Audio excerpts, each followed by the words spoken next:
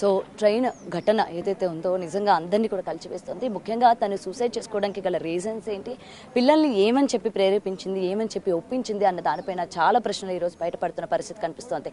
అయితే మేడం వాళ్ళ భర్త మనతో పాటు ఉన్నారు. అసలు ఆ భర్తతోని ఏమైనా ఇంతకు ముందు కాల్ ఏమైనా చేశారా, లేకపోతే మెసేజ్ ఏమైనా చేశారా, ఈ ఘటనకి సంబంధించి, లేకపోతే ఆమెకి ఎవరైనా ఇబ్బంది పెడుతున్న వివరాలు ఏమైనా చెప్పారా అన్న పూర్తి వివరాలు తెలుసుకుందాం. సార్ నమస్తే. ఇలాంటి పరిస్థితుల్లోనే మిమ్మల్ని ఇబ్బంది పెట్టాలని కాదు, బట్ ఏంటంటే అందరికీ భర్తకి ఏమైనా చెప్పిందా, పోనీ కనీసం తల్లిదండ్రులకి చెప్పలేదు అంటున్నారు, లేకపోతే అత్తమామకి చెప్పలేదు, కనీసం భర్తకైనా ఇలా జరిగే ముందు ఏమైనా ఎవరైనా ఇబ్బంది పెడుతున్నారని ఏమైనా చెప్పారా? స్ట్రాంగ్ లేడీ, అంత ఈజీగా డిసిజన్ తీసుకుంటే అమ్మాయి కాదు. మరి ఏమైందనేది నాకు తెలియదు, అది అంతే, నేను చెప్పలేను అంతే. మీరు ఫెస్టివల్కి వచ్చారా సార్? మీరు ఇక్కడికి రాలేదండి, ఫెస్టివల్కి రాలేదు.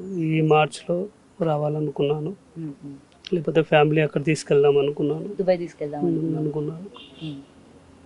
హాలిడేస్లో తీసుకెళ్దామని ప్లాన్లో ఉన్నాము ఇద్దరం, అంతే. సో మీతో బాగానే మాట్లాడుతుంది డైలీ? ఆఫీస్ స్ట్రెస్ మీ మీద చూపించలేదు? లేదు, అదేం లేదండి. అది చాలా కేర్ఫుల్, అంటే చాలా, అంటే స్ట్రాంగ్ లేడీ, అంటే ఎలా చెప్పాలంటే ఇక దేవత అన్నట్టు, అంతే. వేరే ఇక నేనేం చెప్పలేను, అంతే. సో అంటే సార్ ఇప్పుడు అంటే నార్మల్గా మీ దగ్గర మీకు ఎటువంటి మెసేజ్ కానీ లాస్ట్ మీరు ఎప్పుడు మాట్లాడారు ఆమెతో ఫోన్?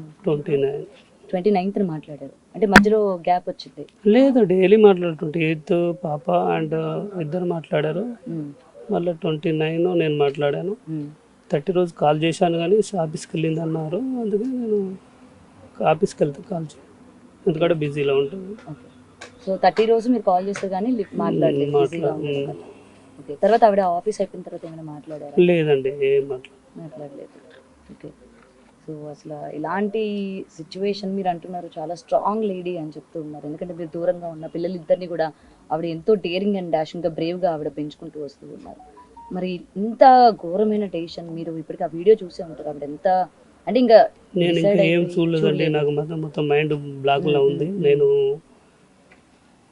అదొక కళలాగానే అనిపిస్తున్నది అది, ఇంతవరకు ఇంకా కళలాగానే అనిపిస్తున్నది. ఏం జరిగింది అనేది ఇంతవరకు ఏం తెలియదు.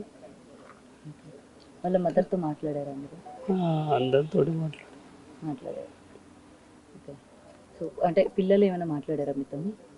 28th రోజు పాప మాట్లాడింది, ఎగ్జామ్స్ కోసం వచ్చింది. డాడీ ఈసారి ఐఐటి కంపల్సరీ కొట్టేస్తాడు డాడీ అని తల్లి అండి, అంతే. లాస్ట్ కాల్ అది లైఫ్. సో దాని తర్వాత మళ్ళీ మీరు మాట్లాడాల? హాస్టల్కి వెళ్ళిపోయింది అమ్మాయి, ఇద్దరు. సో హాస్టల్ నుంచి ఇలా తీసుకొస్తున్నా అన్న విషయం కూడా మీకు తెలియదు? తెలియదు. కనీసం ఇంకా తల్లికైనా తెలుసా? అది నాకు తెలియదు. అది కూడా మీకు తెలియదు. సో పోలీసులు ఏమడిగారు మిమ్మల్ని, అంటే పోలీసులు మిమ్మల్ని విచారించారా?